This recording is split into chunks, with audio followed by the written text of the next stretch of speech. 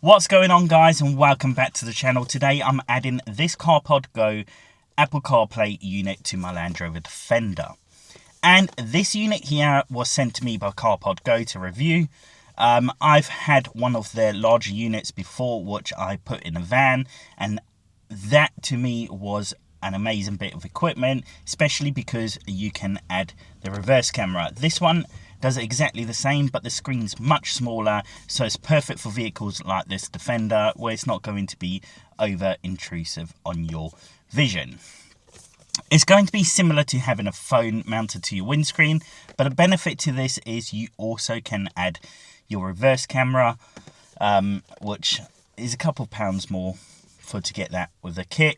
And also this links in with your head unit, whether that's through an FM transmitter or through Bluetooth.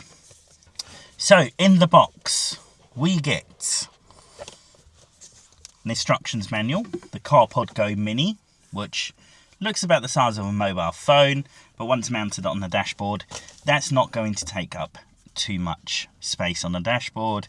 You then get a power adapter for it, and also this mount. On the side here we have a power adapter and also a port for the reverse camera.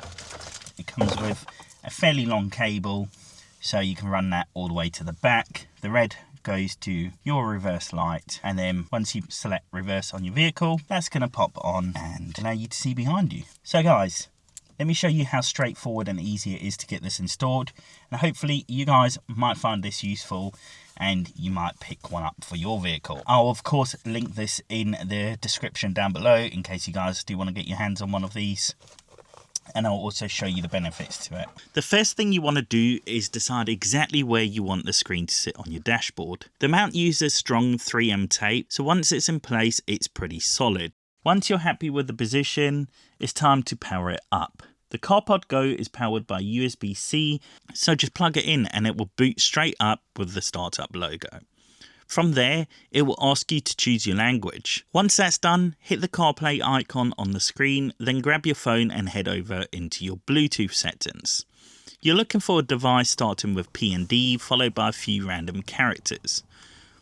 Tap that. A pairing code will pop up, press OK, and within seconds your wireless CarPlay is connected. Now you just need to connect your audio.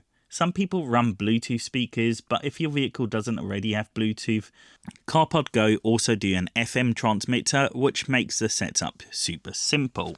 Now moving on to the reverse camera install. First, mount the camera wherever you want it positioned on your vehicle. Then connect the red wire from this long harness onto your reverse light feed and plug the cable into the back of the CarPodGo unit. The red wire acts as a trigger signal, so the moment the reverse light gets power, the screen automatically switches over to the reverse camera view. And that's literally it. You've completely modernized your driving experience in a couple of minutes. So hopefully you guys found this video useful, and if you want to get your hands on one of these, then head over to the link in the description down below. There's also the larger screen, which I've got in the full transit, and I think that one's pretty cool as well. So check that one out if you don't mind it taking up too much space on your dashboard. Other than that, I'll see you guys in the next one.